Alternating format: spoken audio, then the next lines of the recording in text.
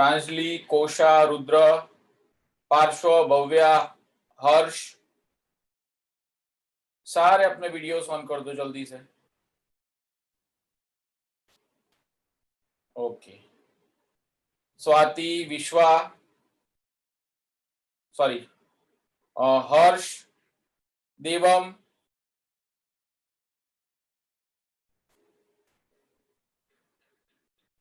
भव्या, पार्श्व, मिहिर, जल्दी से वीडियो ऑन कर दो जल्दी।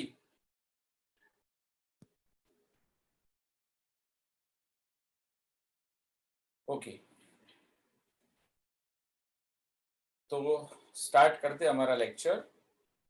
लेक्चर में बेटा लास्ट टाइम हमने एक टॉपिक देखा था जिसका नाम था विस्कोसिटी, राइट? तो उसकी डेफिनेशन हमने क्या दी थी? कैन यू डिफाइन विस्कोसिटी बेटा?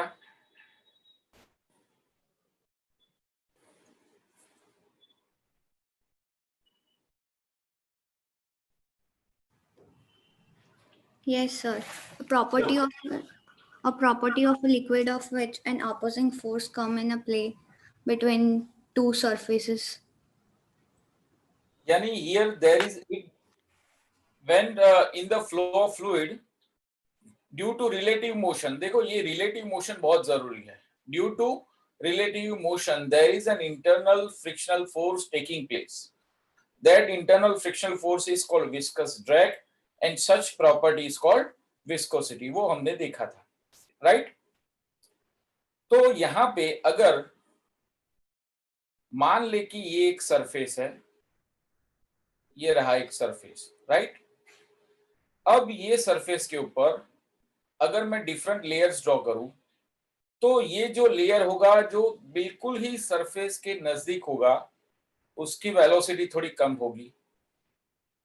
जैसे जैसे हम ऊपर जाएंगे वैसे वैसे वेलोसिटी बढ़ती जाएगी, राइट? तो यहाँ पे ऐसा कुछ हमको फ्लो मिलता है, राइट?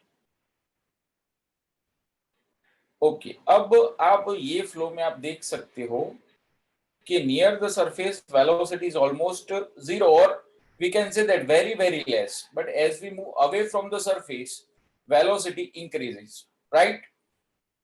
अच्छा, यहां पे ऐसा होता है कि दो लेयर, यानी मैं एक ये लेयर की बात करूं और एक ये लेयर की बात करूं, तो दोनों लेयर की जो वेलोसिटीज है वो डिफरेंट है। यानी एक ऐसे जा रहा है, ऊपर वाला थोड़ा स्पीड में जा रहा है, नीचे वाला थोड़ा धीरे धीरे जा रहा है। तो वो दोनों के मॉलिक्यूल के बीच में कुछ फ्रिक्शन लगेगा, that frictional force is called viscous drag and such property is called viscosity. तो यहां तक हमने देखा था, राइट? अच्छा, यहां पे ऐसा जो फ्लो है, ये फ्लो को हम लैमिनर फ्लो भी बोलते हैं। Laminar flow. अब लैमिनर फ्लो की डेफिनेशन क्या होगी? Flow in which different layers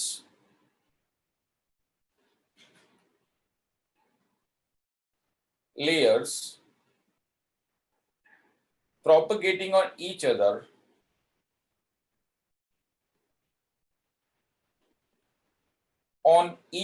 with the different velocities, each other with their different velocities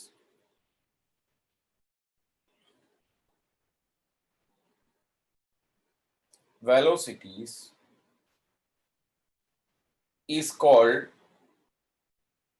इसको हम बोलेंगे लैमिनर फ्लो, राइट?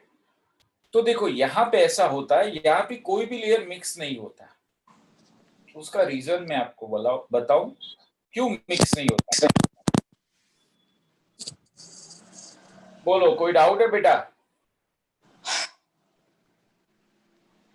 चलो, अगर मैं ये मॉलिक्यूल की बात करूं और ये लेयर वाले मॉलिक्यूल्स की बात करूं तो क्या होता है, ये ऊपर वाले जो मॉलिक्यूल्स है उनकी वेलोसिटी ज्यादा है, नीचे वाले की वेलोसिटी कम है।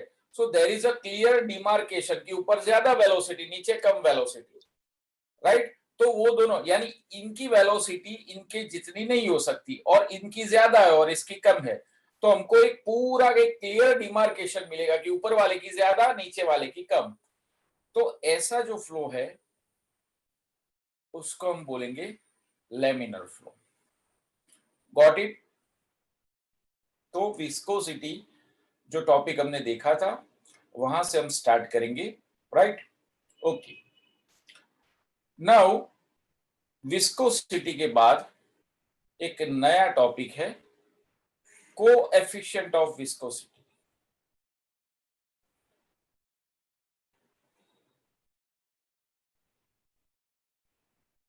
ऑफ विस्कोसिटी, जिसको हम ईटा से रिप्रेजेंट करते हैं, ईटा उसका सिंबल है ईटा। अब कोएफिशिएंट ऑफ विस्कोसिटी एक्चुअली क्या है, देखो यहां पे हमारे पास ये नीचे जो है ये है एक सरफेस, राइट। ये सरफेस ऊपर हमने लिया था ग्लास प्लेट, तो ये थी ग्लास प्लेट। ये ग्लास प्लेट को हम ये डायरेक्शन में कुछ फोर्स लगा रहे हैं, राइट। तो ग्लास प्लेट मूव करेगी।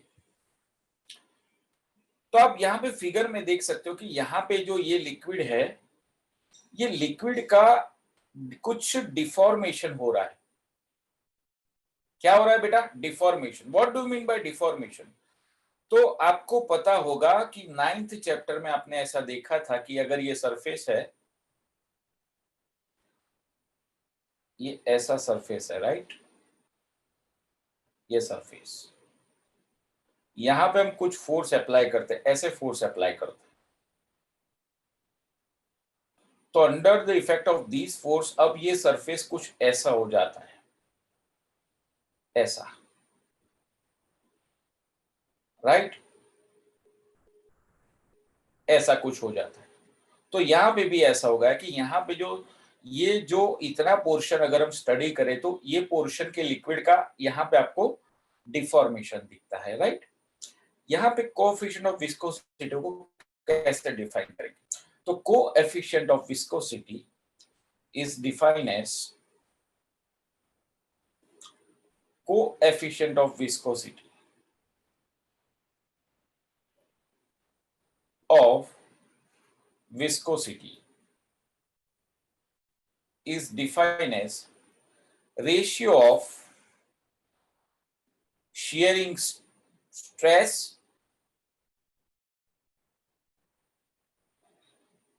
upon shearing strain rate, shearing strain rate, right। तो ये जो है it is the definition of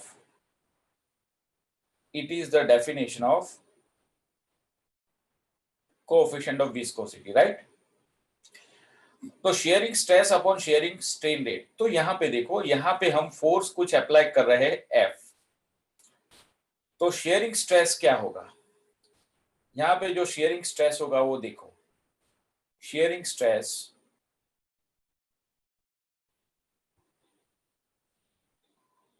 होगा F upon A, right. And shearing strain क्या होगा, shearing strain is equal to क्या होता है बेटा, तो हमने ऐसा कुछ देखा था कि यहां पे कुछ ये है डेल्टा एक्स और ये होता है एल, तो हम लेते थे delta x upon L, right. इसकी डेफिनेशन हम ऐसे भी देते थे कि relative displacement between two parallel surface upon distance between two parallel surface, यानी एक ये सरफेस है एक ये सरफेस है, तो रिलेटिव डिस्प्लेसमेंट कितना हुआ delta x and the distance between two parallel surface is equal to L. अब आप ये फिगर में देखो, अब ये फिगर में देखो, यहां पे डिस्प्लेसमेंट डेल्टा एक्स क्या है, v डेल्टा टी। कैसे v डेल्टा टी? क्योंकि डिस्प्लेसमेंट मतलब वेलोसिटी इनटू टाइम, यस और नो। तो यहाँ पे वेलोसिटी तो v है और मान ले यहाँ पे टाइम है डेल्टा टी, तो डेल्टा x का आंसर होगा v into delta T upon L, right. अब देखो शेयरिंग, अच्छा यहाँ पे sharing strain divided by delta T करेंगे तो आपको आंसर मिलेगा v अपॉन टी। अच्छा, sharing strain per unit time, इसको स्ट्रेन रेट भी बोलते हैं, इसको हम बोलते हैं sharing strain rate. Sharing strain rate is equal to v upon t, sorry is equal to v upon l, v upon l। बस अब ये दोनों की वैल्यू, एक शेयरिंग स्ट्रेस की वैल्यू और दूसरा शेयरिंग स्ट्रेन रेट, दोनों की वैल्यू कोएफिशिएंट ऑफ विस्कोसिटी के इक्वेशन में आप रख दो। तो यहां पे अगर मैं रखूंगा तो कोएफिशिएंट ऑफ विस्कोसिटी को हम ईटा से डिनोट करेंगे, ईटा इक्वल टू, देखो स्ट्रेस क्या है, F अपॉन ए, यस और नो। स्ट्रेस क्या है, F अपॉन ए, अपॉन स्ट्रेन रेट क्या है, V अपॉन L, यानी L ऊपर चला जाएगा। तो it is the formula of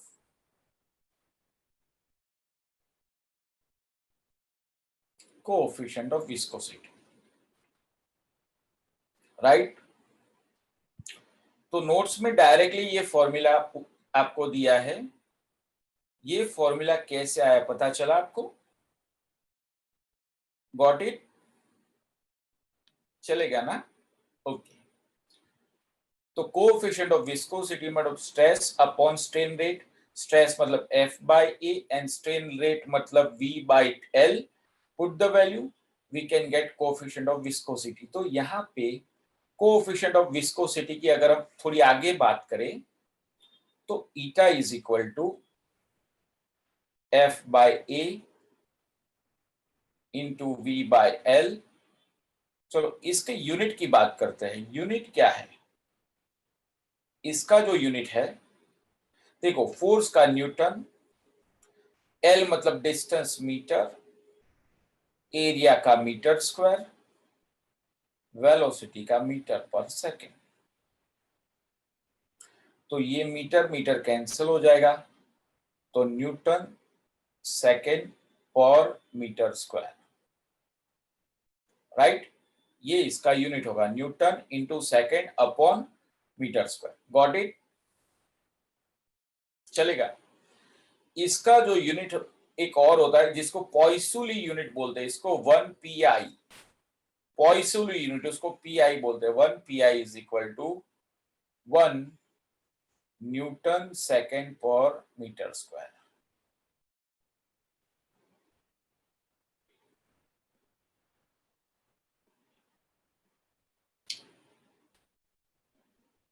right. यहां पे कोई डाउट? यानी जो टॉपिक मैंने आपको बताया वो पूरा था कोएफिशिएंट ऑफ विस्कोसिटी का। कोएफिशिएंट ऑफ विस्कोसिटी क्या होता है? तो ये रेशियो, उसका फॉर्मूला हमने ऑब्टेन किया, फिर उसके बाद eta equal F by A L by V। चलो यहां पे अगर ये इक्वेशन को अच्छे से हम स्टडी करें, ये इक्वेशन को, कि जिसके लिए कोएफिशिएंट ऑफ विस्कोसिटी ज्यादा होगा उसके लिए विस्कस फोर्स भी ज्यादा होगा, यस और नो? उसके लिए विस्कस फोर्स भी ज्यादा होगा,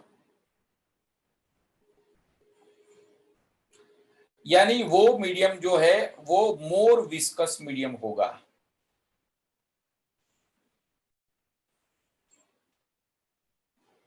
यस और नो?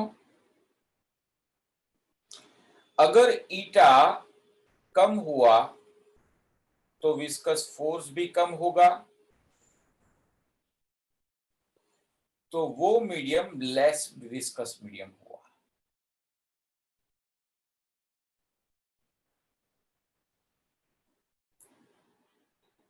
Got it? चलेगा? ओके, सर इसको बोलो। वो फिगर दिखाओ ना सर, प्रीवियस। फिगर दिखाते हैं, चलो बोलो। सर वो तो स्क्रीनशॉट ले। हाँ हाँ, ले लो कोई बात नहीं। स्क्रीनशॉट लेना है, अब ले लो, चलो।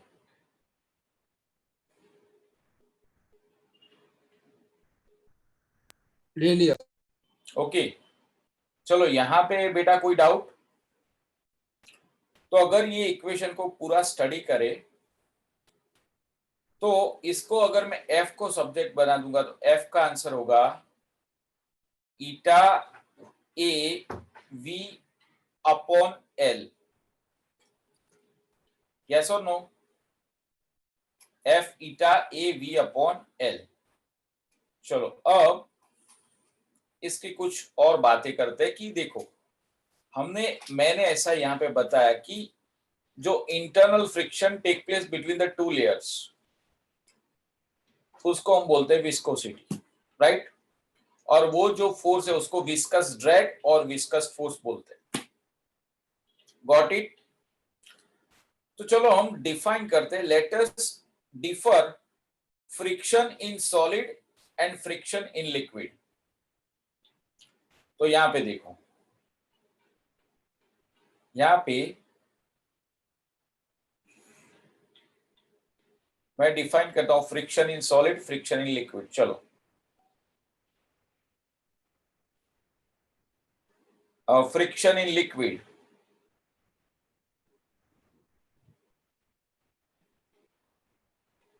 और यहां पे friction in solid, friction in solid. तो आप यहां पे देख सकते हो कि देखो यहां पे लिक्विड के अंदर जो फ्रिक्शन है it is directly proportional to A. Friction यहां पे जो है it is directly proportional to A. Yes और नो? Got it? तो यहां पे हम ऐसा बोल सकते हैं कि friction is proportional to friction depends upon area of contact, depends upon area of contact, area of contact। और सॉलिड में जो फ्रिक्शन आप पढ़े थे वो था कुछ चैप्टर नंबर 5 में। तो उसमें ऐसा था कि यहां पे सॉलिड में friction is independent of area of contact, friction is independent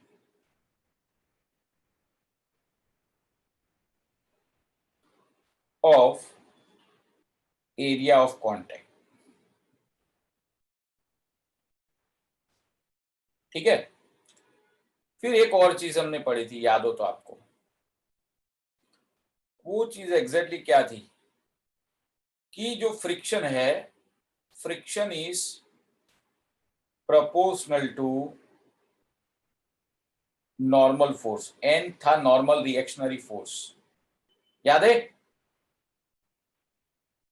जैसे अगर मैं आपको याद कराऊं तो यहाँ पे कुछ ऐसा था कि ये एक फिगर है, ये फिगर में ये ऑब्जेक्ट है, ये ऑब्जेक्ट के ऊपर अगर हम ये अप्लाइड फोर्स लगाएंगे ये डायरेक्शन में अप्लाइड फोर्स, तो यहाँ पे ये डायरेक्शन में जो है वो फ्रिक्शन फोर्स लगेगा। इसको मैं बोल देता हूं suppose F, in general F बोल देता हूं। तो एफ प्रोपोर्शनल टू एन, उसमें जो एन था वो क्या था? N is the normal reactionary force. याद है? यहां पे आप देख सकते हो कि यहां कहीं पे भी आपको नॉर्मल रिएक्शनरी फोर्स यहां पे दिखेगा नहीं आपको। A means area, V means velocity, L means the distance, eta means coefficient of viscosity. So here यहाँ पे जो फ्रिक्शन है it does not depends upon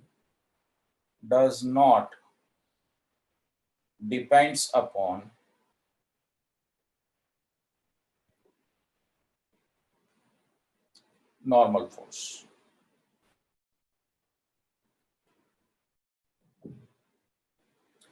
yes और नो? Got it? चलो सब यहाँ पे ये दो टॉपिक क्लियर है, ये दो स्लाइड क्लियर है आपके लिए, तो जरा थंब रेस कर दो जल्दी से। सर बोलो। सर वो दो सर मैं डिस्कनेक्ट हो गया था तो वो पहला पॉइंट पता नहीं चला था, फ्रिक्शन इन लिक्विड और सॉलिड। पहला पॉइंट ऐसा था बेटा कि जो फ्रिक्शन है ना लिक्विड के अंदर, ऐसा होता है कि फ्रिक्शन जो होता है वो एरिया पे डिपेंड करता है, बट सॉलिड के अंदर फ्रिक्शन एरिया पे डिपेंड नहीं करता। ये हमने चैप्टर नंबर 5 में देखा था, एरिया ऑफ कांटेक्ट।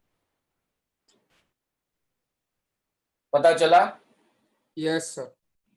राइट। चलो जल्दी से थंब रेस कर दो, जल्दी से बेटा।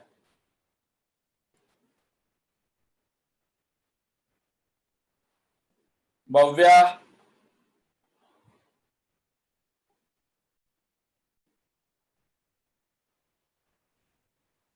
सर इसमें बट आपने इधर तो फोर्स है ना, ये फॉर्मूला आपने जो बोली थी इधर फ्रिक्शन हाँ थोड़ी रखा है, वो तो फोर्स था ना इसमें। क्या?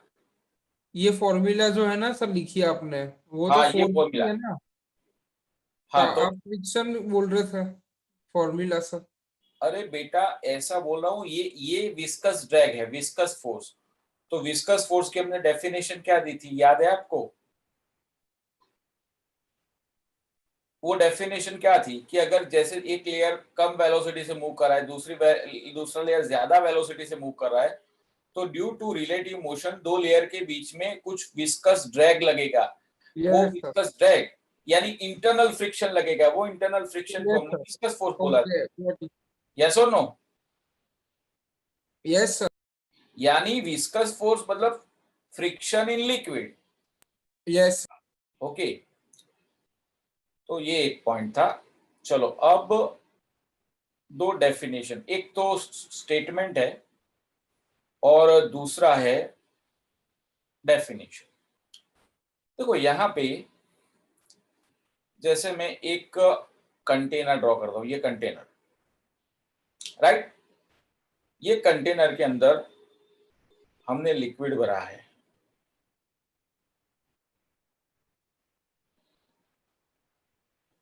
लिक्विड भरा है यहाँ पे।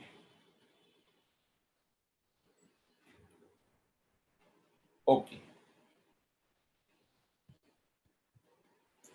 अब यहाँ पे हमारे पास एक स्फीयर है, ये रहा एक सॉलिड स्फीयर, ये रहा एक सॉलिड स्फीयर। अभी आधा अंदर है आधा बाहर है, राइट। अब ये जो सॉलिड स्फीयर है ये मोशन कर रहा है इन डाउनवर्ड डायरेक्शन, ऐसे। क्या होगा यहाँ पे? तो देखो यहाँ पे इसके आसपास जितना भी लिक्विड होगा जो इसके कांटेक्ट में होगा, जो इसके कांटेक्ट में होगा, तो वो जो लिक्विड है ये स्फीयर वो लिक्विड को अपने साथ ड्रैग करेगा। यस और नो? ये स्फीयर ये लिक्विड को अपने साथ क्या करेगा, ड्रैग करेगा, खींचेगा।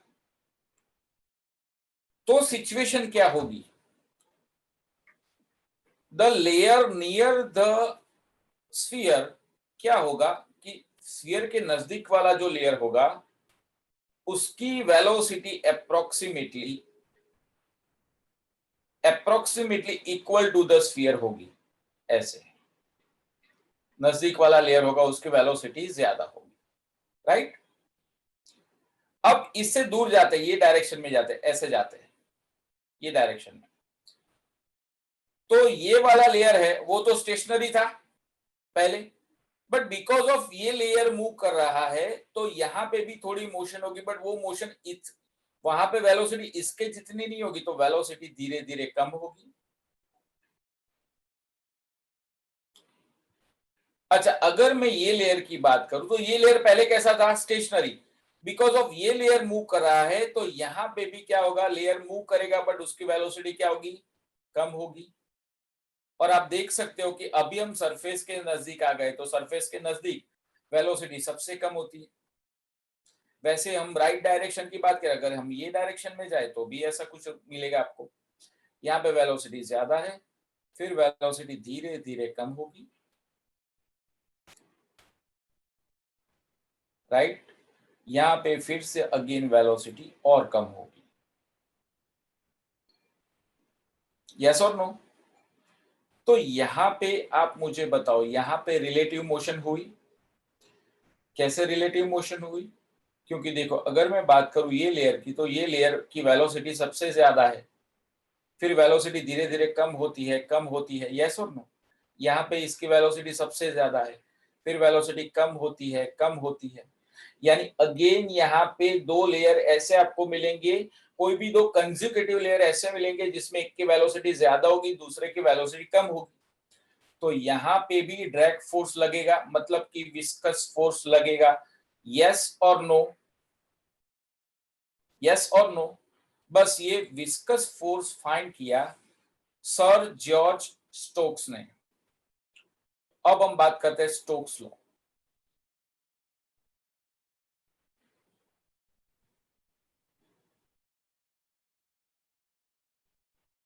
देखो, स्टोक्स लॉ स्टेटमेंट क्या है? If a sphere of radius r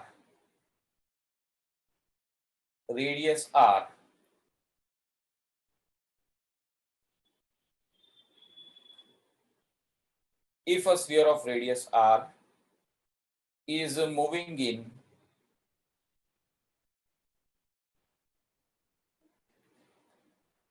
viscous medium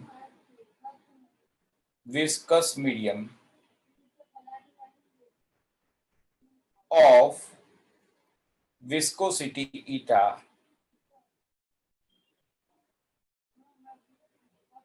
with velocity v experience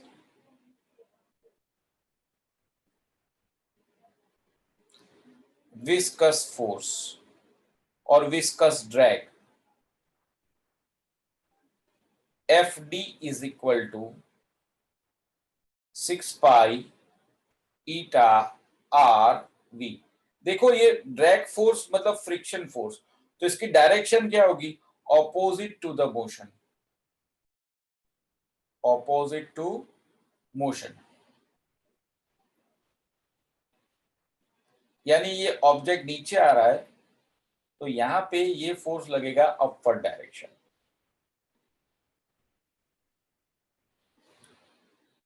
okay, एक क्वेरी आई थी, आई थिंक किसने पूछा था? विश्वा गोहिल। अच्छा, आपको फिर से समझना है बेटा? Yes, sir, because network issue was there, no, हाँ, sir. नो प्रॉब्लम, चलो फिर से समझा देता, कोई प्रॉब्लम नहीं। शांति से समझाता हूं। यहाँ पे कंटेनर है, राइट। कंटेनर में लिक्विड हमने भरा है, यानी फ्लूइड भरा है। कंटेनर में हमारे पास एक स्फीयर है, स्फीयर को ऊपर से छोड़ देते हैं, यानी वो फ्री फॉल मोशन उसको करवाते हैं। अब क्या होगा? जो भी लेयर्स जो स्फीयर के कांटेक्ट में होंगे, जो भी मॉलिक्यूल्स ऑफ लिक्विड, वो सारे, ये स्फीयर क्या करेगा? वो सारे मॉलिक्यूल को अपने साथ ड्रैग करके नीचे ले आएगा, यानी खींच के नीचे ले आएगा, राइट। तो स्फीयर के नजदीक वाले ये दो लेयर की मैं बात करूं, एक वाले ये वाला और एक ये वाला लेयर, तो उनकी जो वेलोसिटी होगी वो करीब करीब स्फीयर की वेलोसिटी जितनी होगी।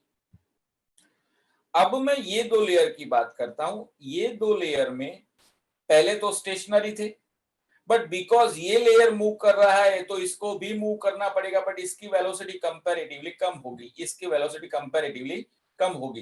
तो देखो, उसमें वेक्टर, उसकी वेलोसिटी वेक्टर मैंने छोटे बताए हैं। बिकॉज ऑफ ये लेयर मूव करेगा तो इसको भी मूव करना पड़ेगा, ये लेयर को भी मूव करना पड़ेगा, ये दोनों लेयर को। उनकी वेलोसिटी और कम होगी। तो यानी यहाँ पे भी एक ऐसा फ्लो है लेमिनर फ्लो।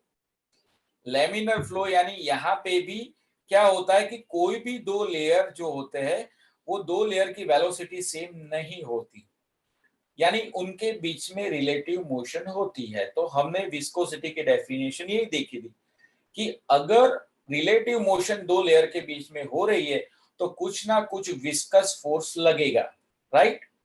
तो ये विस्कस फोर्स फाइंड किया स्टोक ने। तो sir George torque Stokes, just to minute, just to minute.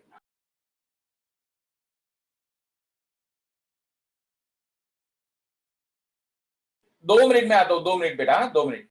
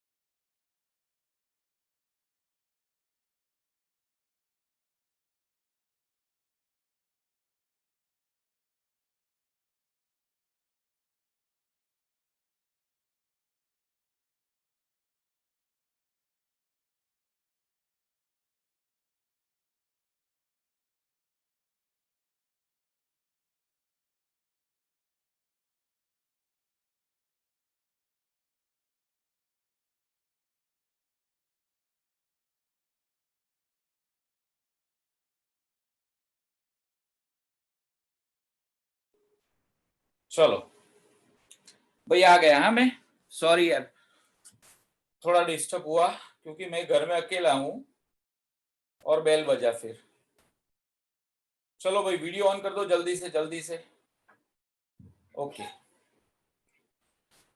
चलो, यहाँ पे कोई डाउट है? यानी अच्छा मैं कहाँ था, मैं वहां था कि ये जो ड्रैग फोर्स है वो स्टोक्स ने फाइंड किया। और ये स्टोक्स लॉ क्या बोलता है कि if we have a sphere of radius r is moving with some velocity v in a viscous medium of viscosity eta, experience viscous drag, और वो क्या होगा Fv equal to 6 pi eta r into v। और ये जो force होगा it is opposite to the motion, यानी motion की डायरेक्शन में नहीं होगा, opposite, because it is a friction force in the liquid, right. Got it? Yes, sir. विश्वा Yes, sir. पता चला? हाँ sir. Done, okay. अब एक और छोटा सा टॉपिक है, टर्मिनल वेलोसिटी। टर्मिनल वेलोसिटी क्या होती है? देखो, टर्मिनल वेलोसिटी समझने के लिए एक एग्जांपल देखेंगे हम। देखो यहां पे आपको पता है कि क्लाउड में से पानी नीचे आता है, बारिश होती है, राइट। जो क्लाउड होते हैं ना, उनकी जो एवरेज जो हाइट होती है वो कुछ ऐसी होती है 2000 मीटर फ्रॉम द सरफेस, हमारे अर्थ से अप्रोक्सीमेटली 2000 मीटर। ये आपको सिर्फ समझा रहा हूँ, एग्जैक्टली ये आपको कुछ आने वाला नहीं है, बट सिर्फ समझा रहा हूँ आपको एक चीज की, भाई ये 2000 मीटर जितनी हाइट होती है क्लाउड की, राइट। अब वहां से पानी आता है, यानी ड्रॉपलेट्स नीचे आते, उसको हम बारिश बोलते हैं, राइट। अब देखो कि अगर मान ले कि यहाँ पे उसकी इनिशियल वेलोसिटी 0 है, तो नीचे पहुंचते पहुंचते उसकी वेलोसिटी क्या होगी, वो हम फाइंड कर सकते हैं ना from the equation of motion. सोचो कि v² minus v0² equal to 2gd, right. तो इनिशियल वेलोसिटी तो 0 है, g जो है वो 10 है, और डिस्टेंस है वो 2000। तो फाइनली इसकी वेलोसिटी होगी v² इज इक्वल टू 40,000। इसका मीनिंग ये हुआ कि यहाँ पे जो वेलोसिटी होनी चाहिए वो है होगी 200 मीटर पर सेकेंड। अब सोचो कि कोई भी छोटा सा ड्रॉपलेट भी 200 मीटर पर सेकेंड जितनी वेलोसिटी से हमारे माथे पे गिरेगा तो हमारी हालत क्या होगी, यस और नो। तो ऐसा होगा कि यहाँ पे बारिश में भी छुट्टी होगी, बारिश जैसे ही बारिश का मौसम आएगी, स्कूल में छुट्टी, कॉलेज में छुट्टी, क्लासेस में छुट्टी, फिर उसमें क्या होगा, फिर ऑफिस में भी छुट्टी, आपके पापा भी ऑफिस या बिजनेस में जा नहीं पाएंगे, यस और नो। बट ऐसा नहीं होता, जो भी ड्रॉपलेट नीचे आता है उसकी मैक्सिमम वेलोसिटी, मैं क्या वर्ड यूज कर रहा हूं देखो, उसकी जो मैक्सिमम वेलोसिटी होती है 10 मीटर पर सेकेंड। ऐसा क्यों होता है, ये तो सब भगवान करते हैं, यस और नो। भगवान ऐसा करते हैं, हमको बचाते हैं। एक्चुअली साइंस क्या बोलता है कि ड्यू टू एटमॉस्फेयर इनकी जो वेलोसिटी होती है ड्रॉपलेट्स की वो कम रहती है, और बढ़ती है, ऐसा नहीं, बढ़ते बढ़ते 0 से बढ़ते बढ़ते 0 1 2 3 4 5 up to 10 metre per second approximately, बस इससे ज्यादा नहीं बढ़ती, यानी ये कांस्टेंट वैल्यू आ गई। ये जो कांस्टेंट वेलोसिटी है, जो मैक्सिमम है, उसे हम टर्मिनल वेलोसिटी बोलते हैं।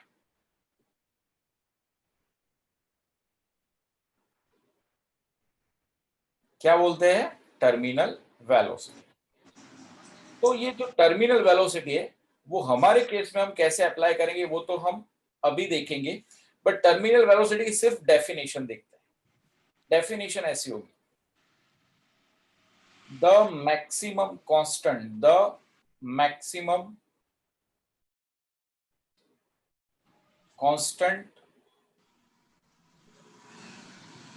velocity of an object when it is falling freely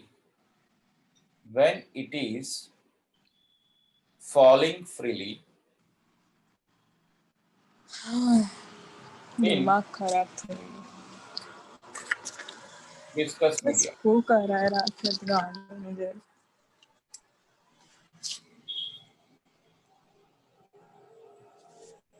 right.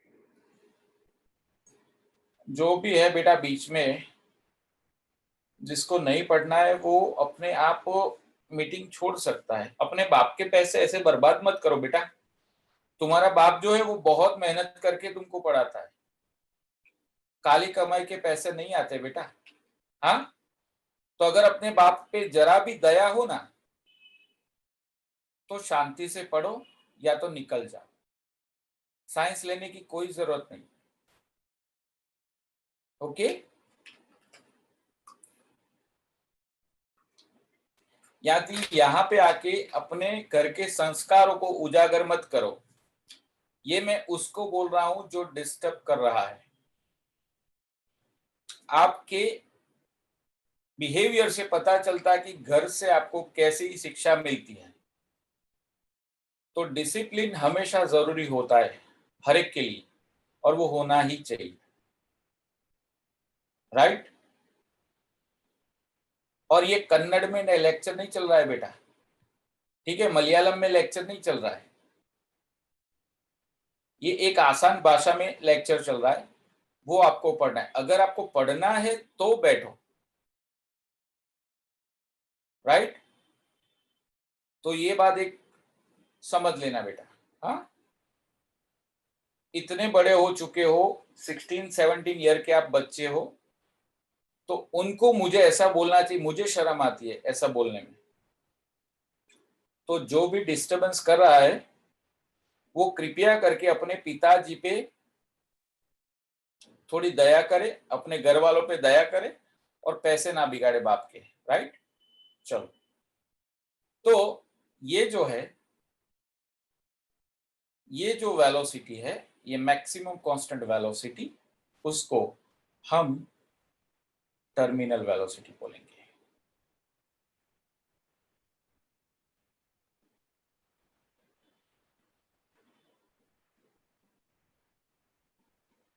Okay, तो बोलो इसमें कोई डाउट?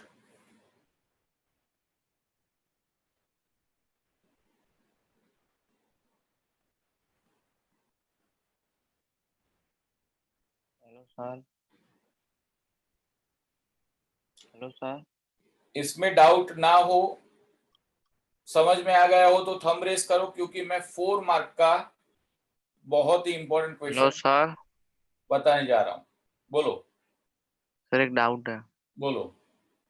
सर ये मतलब ये अपने जो वेलोसिटी लिखी है 10 मीटर पर सेकंड, वो मतलब कांस्टेंट वहां पे क्यों होता है? वो पता नहीं चला। उसका रीजन हम मालूम करेंगे ना। अभी तो मैंने सिर्फ डेफिनेशन दी है, उसका रीजन अभी ये नेक्स्ट क्वेश्चन में हमें मालूम होगा कि ये वेलोसिटी कांस्टेंट क्यों होती है, ओके सर। राइट। यस। चलेगा। अब गुजरात बोर्ड में सारी स्कूल का सबसे फेवरेट क्वेश्चन आने वाला है, state Stokes law and obtain formula of terminal velocity. बहुत ही फेवरेट क्वेश्चन सबका, तो वो हम चालू करेंगे। चलो, सर प्रीवियस स्लाइड करो, क्या? प्रीवियस स्लाइड करो ना।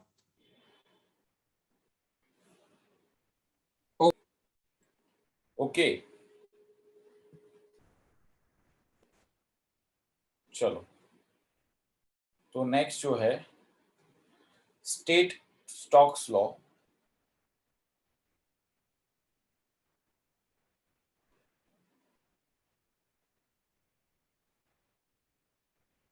and obtain formula of terminal velocity. Formula of terminal velocity.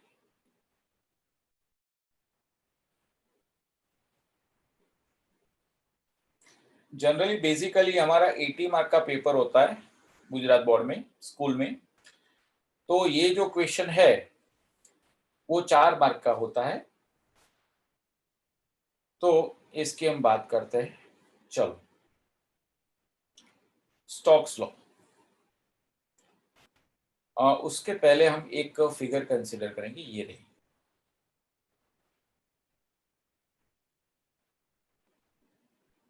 देखो, यहां पे हमारे पास एक बड़ा सा कंटेनर है, ये रहा, राइट। अब ये कंटेनर के अंदर हमने लिक्विड भरा है, यानी फ्लूइड भरा है। तो यहां पे फ्लूइड है, ओके। तो फ्लूइड इसके अंदर हमने भर दिया, राइट। चलो, यहां पे फ्लूइड है, ओके। अब ये कंटेनर के अंदर एक छोटा सा स्फीयर, उसको फ्री फॉल मोशन करवाता हूं, यानी ये रहा वो स्फीयर जिसको मैं फ्री फॉल मोशन करवाता हूं। वो जो स्फीयर है वो हम ड्रॉ करेंगे, ये रहा, ये जो स्फीयर है इसको मैं फ्री फॉल मोशन करवा रहा हूं, राइट। कौन सी डायरेक्शन में? डाउनवर्ड डायरेक्शन, यानी ये नीचे जाएगा। ओके, चलो अब ये केस में कितने फोर्स लगेंगे, कितने फोर्स पॉसिबल है, आप बताओ बेटा।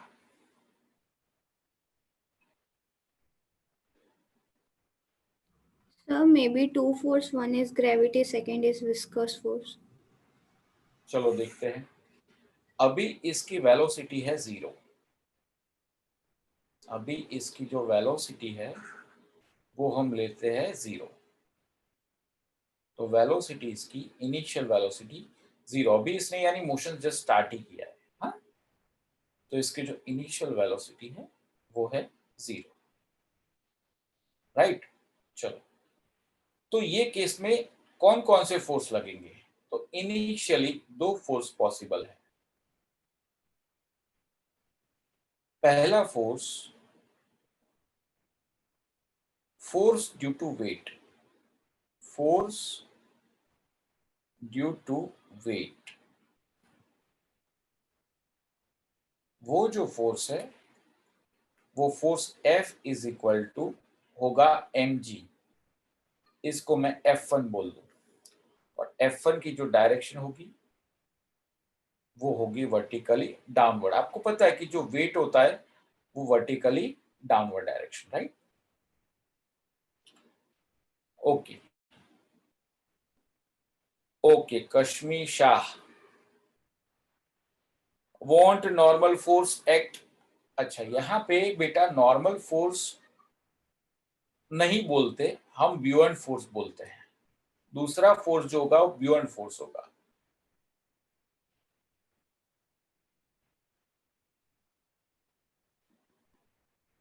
ब्यूएंट फोर्स यानी it is a type of it is not a type of normal. Normal force कब लगता है कि जब सरफेस हो, यहाँ पे कोई आपको सॉलिड सरफेस नहीं दिख रहा है, तो हम नॉर्मल फोर्स नाम नहीं देंगे। दूसरा फोर्स होगा ब्यूएंट फोर्स। पता है आपको ब्यूएंट फोर्स क्या होता है? What is buoyant force? कौन बताएगा?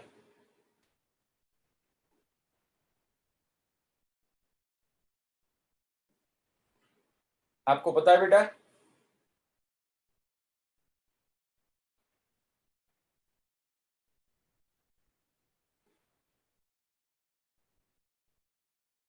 ओके, ब्यूएंट फोर्स मतलब अप थ्रस्ट फोर्स। गुड, यानी वो जो फोर्स की डायरेक्शन क्या होती है, वो उसकी direction upward from the centre of gravity of the object, यानी वो होगा m0g। वो क्या होगा? m0g, right. तो यहां पे m को मैं बोल देता हूं, m is mass of object, mass of object, and m0 को m0 equal to mass of liquid displaced by the object, mass of liquid displaced by the object by object, right? Okay, यहां पे क्या viscous force लगेगा? Yes और no? कितने बोलते हैं yes? Chat box में लिखो, कितने बोलते हैं यस, कितने बोलते हैं नो, जल्दी।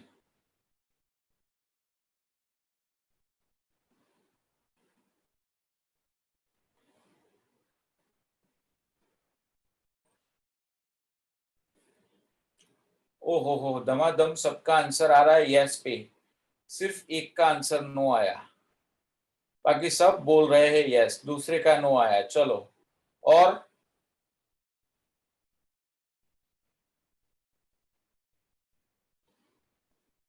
चलो यहाँ पे वो ड्रैग फोर्स का फॉर्मूला क्या होता है, F D is equal to 6 pi eta R into V. यानी यहाँ पे वेलोसिटी क्या है, 0। तो अभी जस्ट इतने मोशन स्टार्ट करनी है ना, तो तब ये फोर्स नहीं लगेगा, यानी सिर्फ ये दो फोर्स लगेंगे। यस और नो? सिर्फ ये दो फोर्स लगेंगे, ये फोर्स नहीं लगेगा ये केस में इनिशियली। मैं इनिशियली की बात कर रहा हूं बेटा, राइट?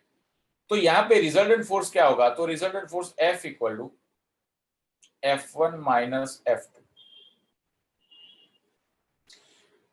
तो F का आंसर होगा F1 मतलब होगा mg और F2 होगा m0g।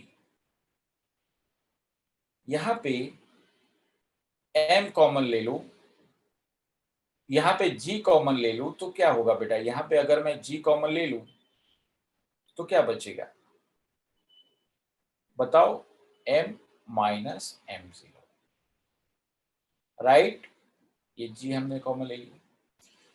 चलो बेटा, मास मतलब वॉल्यूम इनटू डेंसिटी। तो यहाँ पे मैं एक और चीज आपको बता दूं, मास मतलब वॉल्यूम इनटू डेंसिटी। तो volume of the object v, density of the object is rho. Object spherical है, तो स्फीयर का वॉल्यूम क्या होगा, 4/3 pi R cube into rho. Got it?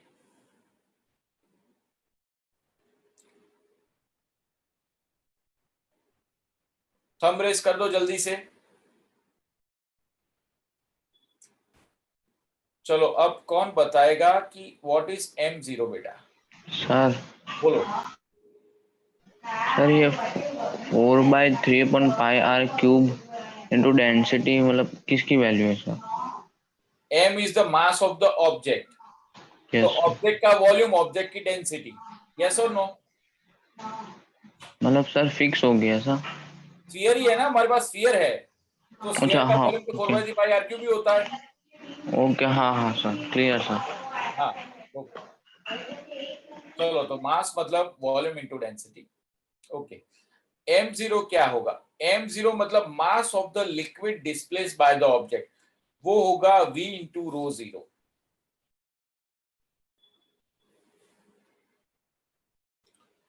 चलो yes, upthrust is the, upthrust is not a buoyant force.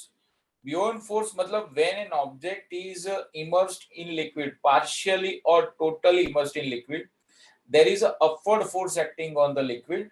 That upward force, not upthrust नहीं बोलते, upward force is called buoyant force, right? चलो तो volume, object ने कितने liquid का volume displace किया होगा, तो जिसका ऑब्जेक्ट का वॉल्यूम होगा उतना ही लिक्विड डिस्प्लेस किया होगा, तो वॉल्यूम होगा 4/3 पाई आर क्यूब इनटू होगा रो जीरो। यहां पे मैं लेता हूं रो इज, देखो यहां पे मैं अलग कलर से लिखता हूं तो आपको थोड़ा आइडिया रहेगा कि here rho is equal to density of object, density of object and rho 0 is the density of liquid, density of liquid, right? Okay, यानी ये जो फ्लूइड है उसकी डेंसिटी। चलो वैल्यू रखो, तो वैल्यू रखते हैं तो क्या आपको मिलता है, तो बाय प्लेसिंग दिस वैल्यू बेटा एफ का आंसर क्या होगा, मास है 4/3 pi R cube rho minus 4/3 pi R cube rho zero into G. तो क्या कॉमन निकलेगा, 4/3 पाई आर क्यूब कॉमन निकलेगा, तो यहां पे F is equal to 4/3 pi R cube common निकलेगा, G तो ऑलरेडी कॉमन है, rho minus rho zero. Got it?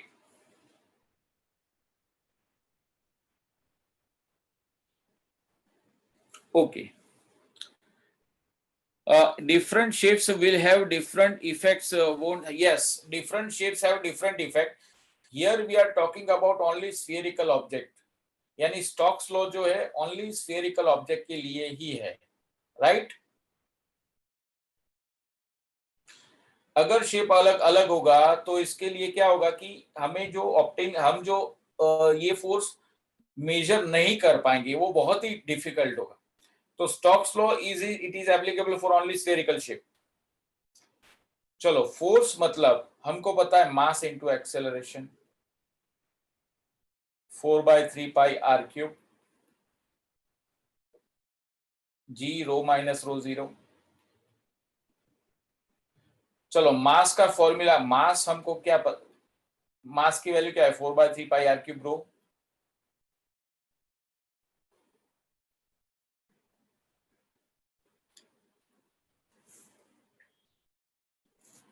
Sir, is R both is same? एक minute, Kosha Shroff, video on कर दो पहले आपका जल्दी से.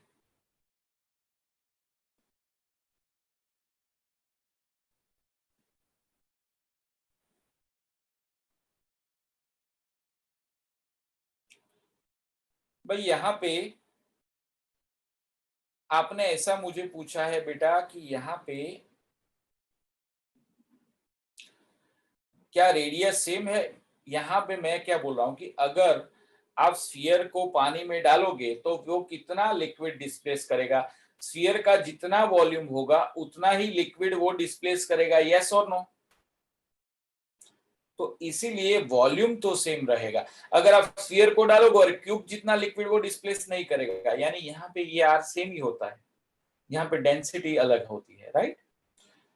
तो 4/3 पाई आर क्यूब रो, तो वैल्यू रख दो. तो here m is equal to 4/3 pi r cube rho into a equal to 4/3 pi r cube rho 4/3 pi r cube g rho minus rho 0 4/3 pi r cube cancel. So a का answer rho minus rho 0 upon rho नीचे आएगा into g. ये जो formula है it is a formula of initial acceleration.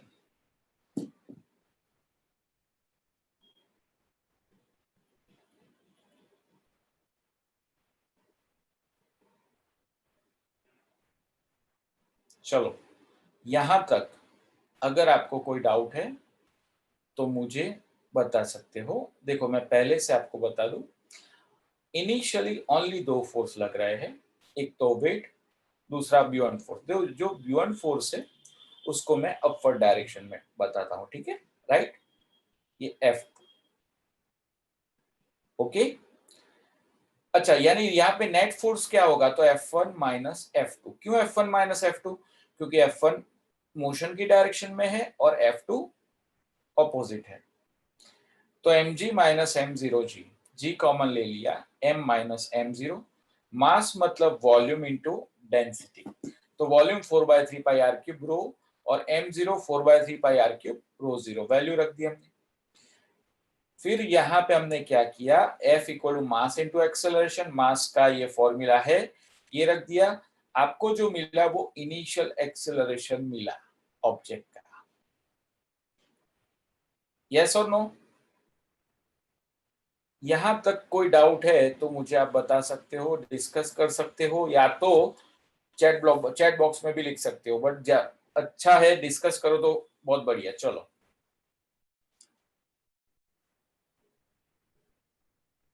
यहां तक कोई doubt है?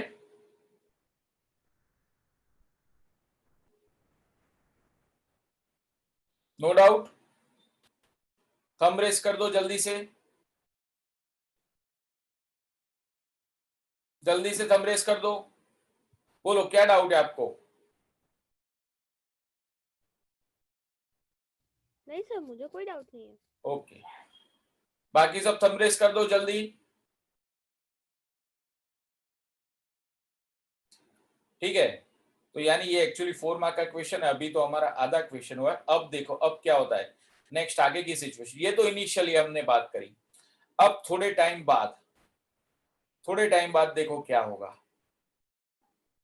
थोड़े टाइम बाद ये जो स्फीयर है, ये स्फीयर के ऊपर कितने फोर्स लगेगी। देखो एक फोर्स जो F1 है वो तो डाउनवर्ड है ही, जिसको हम बोलेंगे वेट। F2 जो फोर्स है वो होगा ब्यूएंट फोर्स, वो अपवर्ड डायरेक्शन। और अब इसकी वेलोसिटी v हो गई, तो क्या ये फोर्स लगेगा या नहीं लगेगा, यस और नो? Yes sir. क्यों? Yes, sir. क्योंकि अभी वेलोसिटी 0 नहीं है ना, अभी कुछ वेलोसिटी है, तो अब ये फोर्स लगेगा, राइट? तो अच्छा, ये फोर्स कौन सी डायरेक्शन में होता है, मोशन की डायरेक्शन या ऑपोजिट? मैंने आगे की मोशन स्लाइड के में लिखा है अपोजिट। ऑपोजिट, तो यानी अब ये सर मोशन की डायरेक्शन में होगा, क्या, मोशन की डायरेक्शन में होगा। क्यों मोशन की डायरेक्शन में बेटा, ये ड्रैग फोर्स है ना, हमने आगे देखा तो सही, ये ड्रैग फोर्स है और it is opposite to the motion लगता है, ओके राइट? क्योंकि ये तो friction, one type of friction force है, तो वो तो अपोजिट ही लगेगा। तो अब मैं यहाँ पे फोर्स लगा दूं, ये रहा, ये फोर्स जो है ये होगा Fd। तो अब क्या होगा, तो अब 3 तरह के फोर्स लग रहे हैं यहाँ पे। अब देखना, हाँ, now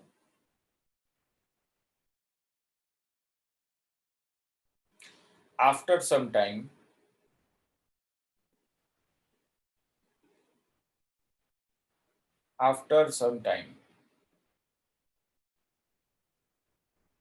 velocity v becomes equal to v। तो अब 3 फोर्स लग रहा है। तो पहला फोर्स होगा फोर्स ड्यू टू वेट,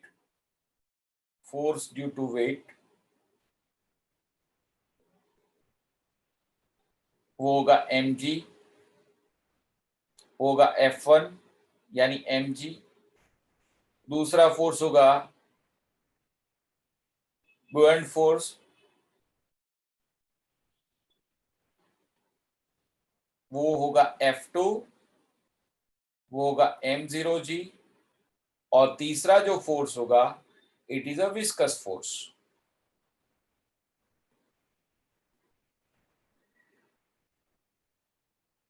या विस्कस ड्रैग, इसको हम Fd बोलेंगे, 6 पाई ईटा Rv। तो ये मोशन की डायरेक्शन में, ये डाउनवर्ड, ये दोनों अपवर्ड, तो अब नेट फोर्स क्या होगा, ये दोनों अपवर्ड, तो अब नेट फोर्स क्या होगा, तो now net force F is equal to F1 minus F2 minus Fd, right?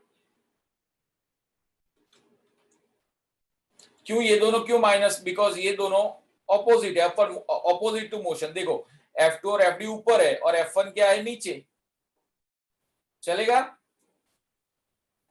Got it? चलो, तो अब देखो यहाँ पे F इक्वल, देखो डायरेक्टली F1 माइनस F2 का आंसर हम लाए हैं। F1 माइनस F2 का जो डायरेक्ट आंसर है ना वो ये रहा, 4/3 pi r cube g rho minus rho 0, 4/3 pi r cube g rho minus rho 0। और Fd का आंसर है 6 pi eta r v। Okay, चलो यहां तक क्लियर, डन। तो अब देखो यहां पे ऑब्जेक्ट ऊपर से नीचे आएगा, वैसे वैसे वेलोसिटी बढ़ेगी, वो तो हमको पता है। अगर वेलोसिटी बढ़ेगी, v increases, then net force F क्या होगा, इंक्रीज होगा कि डिक्रीज होगा? अगर ये इंक्रीज होगा, ये v इंक्रीज होगा, तो ये नेट फोर्स क्या होगा, इंक्रीज होगा या डिक्रीज होगा?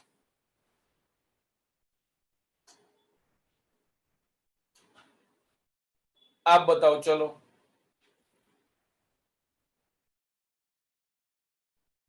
सर इंक्रीज होगा। इंक्रीज होगा, चलो कोई बात नहीं, आप बताओ। सर इंक्रीज होगा। Increase, okay. देखो ये वेलोसिटी बढ़ेगी तो ये पूरा टर्म बढ़ेगा, यस और नो? Yes sir. यानी ये टर्म इसमें से माइनस होगा, यानी नेट फोर्स क्या होगा, इंक्रीज होगा या डिक्रीज होगा? डिक्रीज होगा। डिक्रीज होगा। चलेगा? वेलोसिटी बढ़ेगी तो वो वेलोसिटी वाला टर्म तो माइनस है, तो वो इसमें से माइनस होगा, नेट फोर्स क्या होगा, डिक्रीजेस। अब देखो यहां पे वेलोसिटी में इंक्रीज करता हूं, जितनी वेलोसिटी इंक्रीज करूंगा उतना नेट फोर्स डिक्रीज होगा, जितनी वेलोसिटी इंक्रीज होगी नेट फोर्स डिक्रीज होगा। अब कोई एक ऐसी वेलोसिटी होगी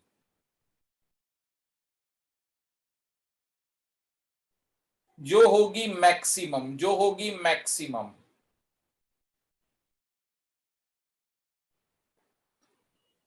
कि इसको इतना बढ़ा दिया कि नेट फोर्स जो है जीरो हो गया, नेट फोर्स जो हो गया जीरो।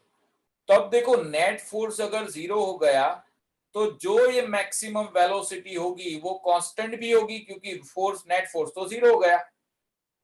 ये वेलोसिटी को हम बोलेंगे टर्मिनल वेलोसिटी। क्या बोलेंगे?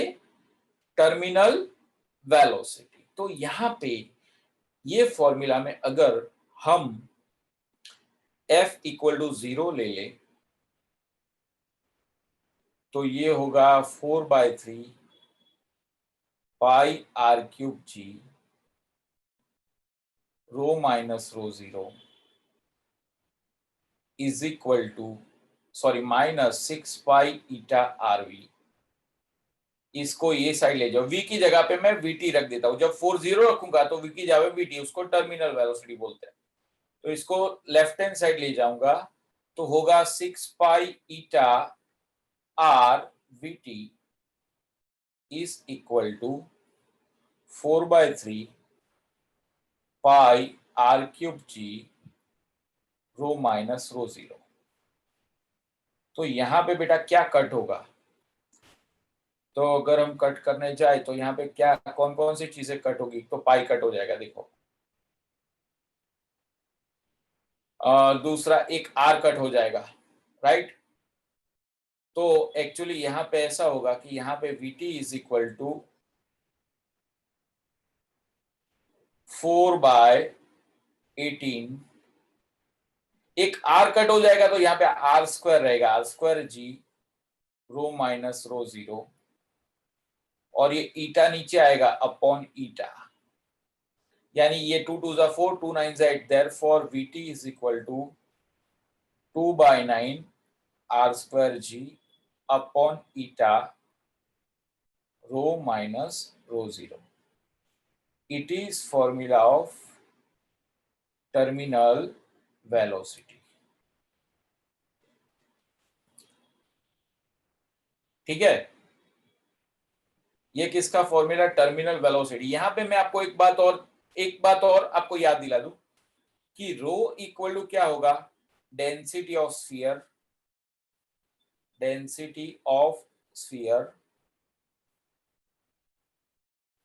रो 0 क्या होगा?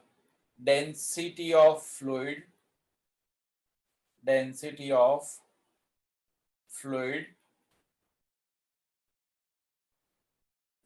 आर क्या होगा? Radius of fluid,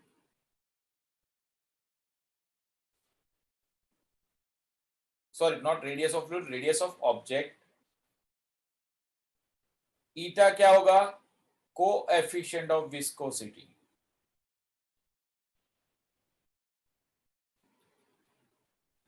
of fluid,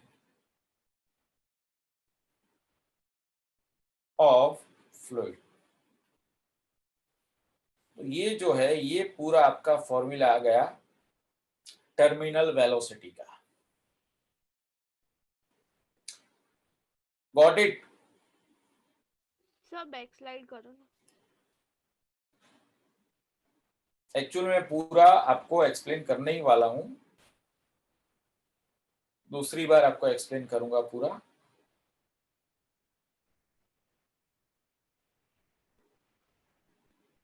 चलो अब देखो यहां पे, जस्ट 2 मिनट। हाँ, अगर यहां पे रो ग्रेटर देन रो 0 है, देखो पहला case, if rho greater than rho 0,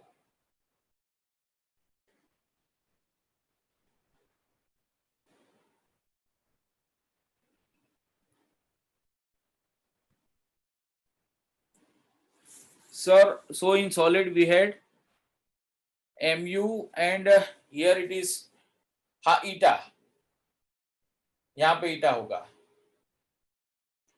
okay, row greater than rho 0, यानी इसका एग्जांपल कि अगर आपके पास कॉपर स्फीयर है, कॉपर स्फीयर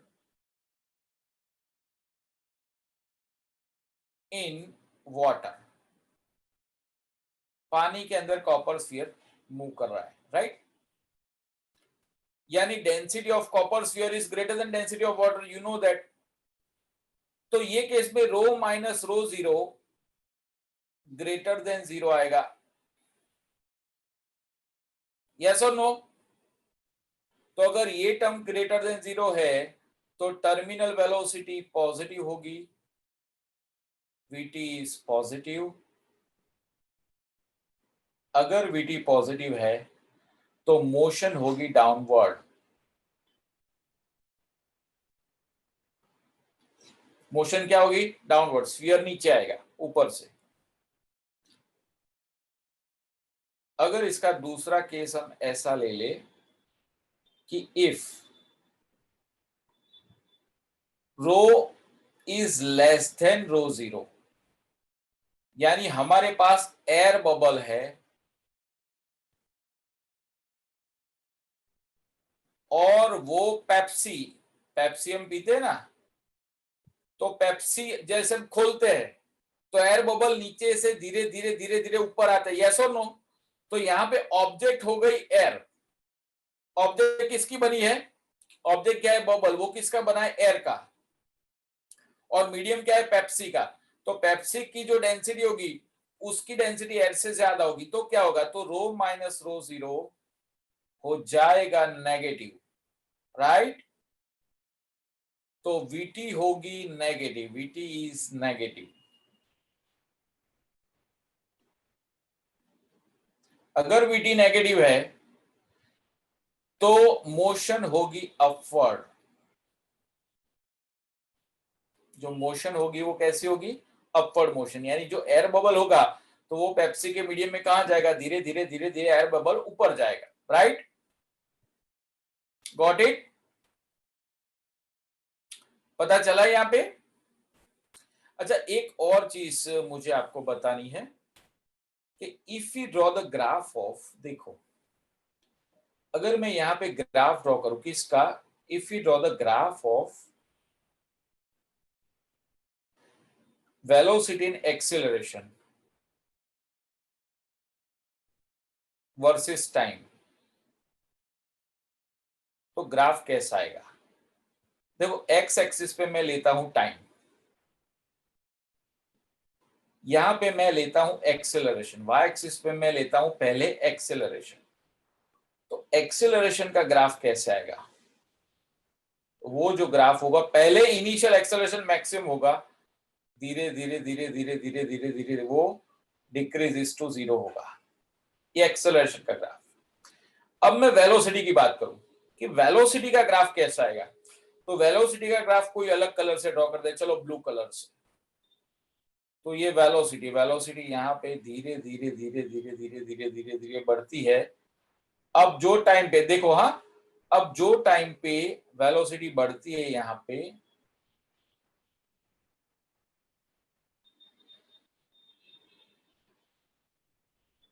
ओके, ये ग्राफ, ये वेलोसिटी का, जो टाइम पे एक्सेलरेशन 0 हो जाएगा, देखो ये एक्सेलरेशन और ये ब्लू कलर का ग्राफ है वो किसका है, वेलोसिटी का।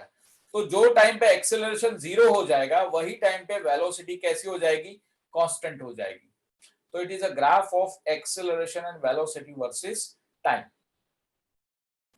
वंस अगेन बेटा, पहले हमने जब छोड़ा एक्सेलरेशन ज्यादा होता है, धीरे धीरे धीरे धीरे एक्सेलरेशन कम होता है।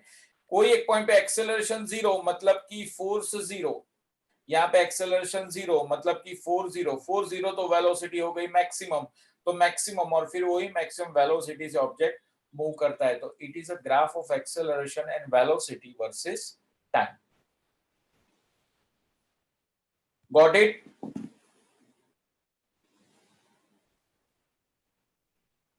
सर एक डाउट है बोलो, डाउट क्या है? सर। आपने जो इक्वेशन की दी है उसमें सर आपने बोला कि वेलोसिटी होगी वो मैक्सिमम होगी, यस। सर कैसे मैक्सिमम होगी वो पता नहीं चला सर। अच्छा चलो, ऊपर से वो नीचे आता है, पहले वेलोसिटी क्या है? 0। यस और नो? यस धीरे सर। धीरे अंडर ग्रेविटी वो नीचे आएगा, वेलोसिटी बढ़ेगी कि नहीं बढ़ेगी? बढ़ेगी सर। बढ़ेगी। अब बढ़ना बंद हो गई तो जो भी लास्ट है वो मैक्सिमम ही होगी ना। Yes sir. तो वही सर मतलब इसको टर्मिनल वो की हाँ, उसको हम टर्मिनल वेलोसिटी बोलते हैं। वेलोसिटी मतलब होगी। हाँ हाँ, ओके सर, क्लियर पहले सर। 0 है, फिर बढ़ी बढ़ी बढ़ी, फिर बढ़ना बंद हो गई, तो जो लास्ट में वो बढ़ी वो maximum. Got okay, it? Constant हो गई इसलिए सर। हाँ हाँ।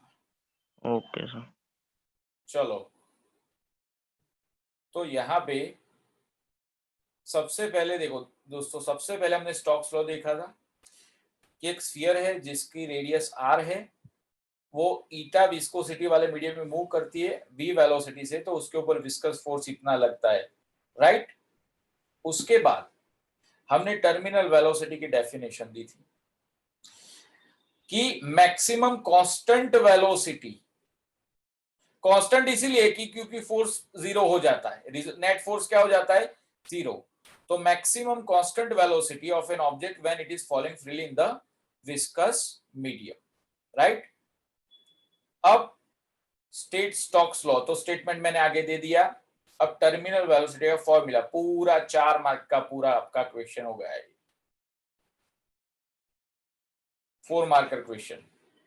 चलो, स्टार्टिंग में ये ऑब्जेक्ट को यहां से नीचे रिलीज करते हैं तो 2 फोर्स लगते हैं, एक तो वेट और दूसरा बियॉन्ड फोर्स। वेट होगा डाउनवर्ड, बियॉन्ड फोर्स होगा अपवर्ड। वेट को हम mg बोलेंगे, बियॉन्ड फोर्स को m0 जी। उसमें m is the mass of object and m0 is the mass of liquid displaced by the object. यानी जैसे ही ऑब्जेक्ट को लिक्विड में डालते हैं तो ऑब्जेक्ट लिक्विड को डिस्प्लेस करता है, उसका मास है m0। यहाँ पे नेट फोर्स क्या होगा? तो net force F1 minus F2. Why we are taking F1 minus F2? Because F1 is in the direction of motion, because downward है, और F2 opposite to that, so negative. तो m minus m0 into g, m की value m0 की value रख दी, ये formula हमको मिला। यहाँ पे 4/3 pi r क्यूब हमने कॉमन ले लिया। चलो, फोर्स का आंसर मास इनटू एक्सेलरेशन, मास का formula 4/3 pi r cube g, value रख दी, कैंसिल होगा। ये जो एक्सेलरेशन है वो इनिशियल एक्सेलरेशन है, ये इनिशियल एक्सेलरेशन का फॉर्मूला। चलो, यहां तक किसी को कोई डाउट है बेटा? No sir. बोलो, है डाउट? थंब रेस कर दो जल्दी से, जल्दी से बेटा थंब रेस कर दो। ओके, चलो, अब क्या है बेटा, यहां देखो, आफ्टर सम टाइम, यानी जब velocity v equal to v, अब फिगर देखो, जब velocity v equal to v होती है तब ये 2 फोर्स तो लगते ही F1 और F2, तीसरा फोर्स कौन सा आता है? Fd, drag force. Drag force की डायरेक्शन क्या होती है? Opposite to motion.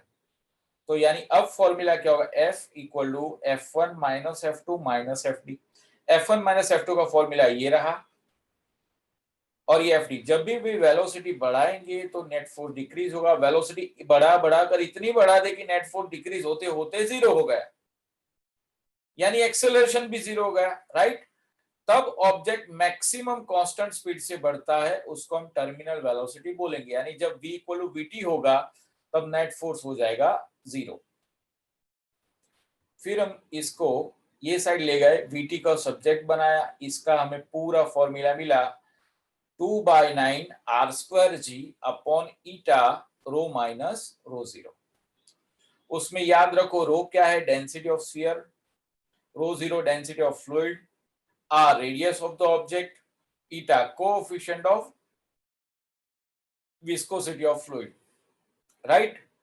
अगर ऑब्जेक्ट सॉलिड है और मीडियम लिक्विड है, यानी कॉपर स्फीयर वाटर में जा रहा है, तो ऑब्वियस है वो नीचे ही आएगा। अब क्यों नीचे आ रहा है, क्योंकि वीटी पॉजिटिव मिलेगी। कैसे, क्योंकि ऑब्जेक्ट यानी स्फीयर की वेलोसिटी वाटर से ज्यादा होती, तो rho minus rho zero greater than zero, तो यानी ये टर्म ग्रेटर देन जीरो होगा। तो यानी बाकी ये सब तो कॉन्स्ट पॉजिटिव कांस्टेंट होता है, आर जी ईटा सब पॉजिटिव कांस्टेंट, तो वीटी हो जाएगा पॉजिटिव, मोशन होगी डाउनवर्ड। अगर हम एयर बबल की बात करें, यानी ऑब्जेक्ट बबल है और वो किसका, एयर का, और पेप्सी की बोतल जैसे ही खोलते हो तो एयर बबल ऊपर आता है, तो मीडियम होता है लिक्विड का और ऑब्जेक्ट होता है एयर का।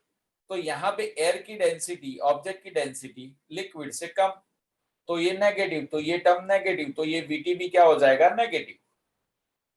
तब ऑब्जेक्ट कहां जाएगा, upward, and it is a graph of acceleration versus time. यहां देखो पहले एक्सेलरेशन मैक्सिमम, धीरे धीरे धीरे धीरे वो डिक्रीज होकर जीरो हो जाता है, और पहले वेलोसिटी जीरो होती है, फिर इंक्रीज होते होते वेलोसिटी हो जाती है मैक्सिमम, एंड देन कांस्टेंट, यानी ये देखो ग्राफ जो है वो कांस्टेंट है, राइट। तो ये जो है ये एक्सेलरेशन वेलोसिटी वर्सेस टाइम का ग्राफ। अच्छा, कौन बोल रहा है, कौन पूछ रहा है भाई, Dhanusha, what if they are equal. अच्छा, acceleration velocity, they are not equal, कभी भी इक्वल होते ही नहीं है, एक्सेलरेशन वेलोसिटी का कोई मीनिंग ही नहीं ना। एक्सेलरेशन देखो यहाँ पे ग्राफ में, यहाँ पे ये एक्सेलरेशन ये इतना हो गया, ये रहा, और ये वेलोसिटी इतनी हो गई, चलो ये टाइम पे चलो दोनों इक्वल हो गए, तो उसका कोई मीनिंग होता नहीं, इसमें कुछ नहीं होता। इक्वल होते होते वेलोसिटी बढ़ती जाती है, ये धीरे धीरे कम होता जाता है, राइट। तो ये इंटरसेक्शन का कोई मीनिंग है ही नहीं। Got it.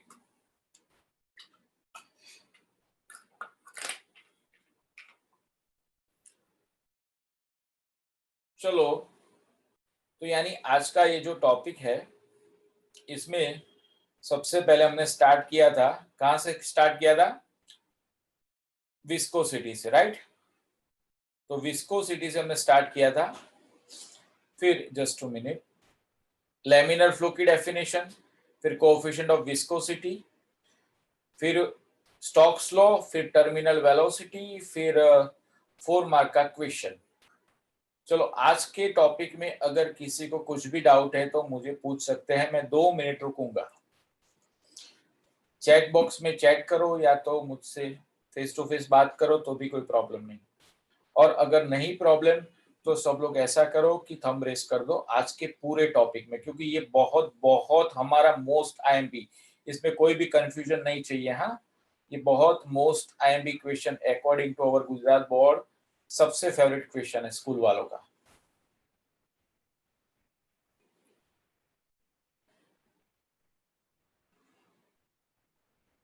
चलो, कोई डाउट, थंब रेस कर दो जल्दी से।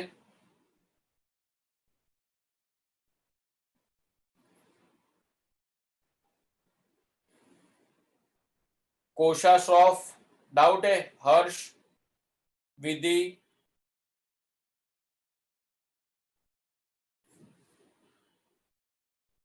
Kashvi Shah, what is the statement of Stokes law. बेटा, स्टेटमेंट ऑफ स्टोक्स लॉ मैंने आगे की स्लाइड में आपको पहले ही करवा दिया। स्टोक्स लॉ का स्टेटमेंट ये रहा, if a sphere of radius r is moving in viscous medium with velocity eta, experience viscous drag this.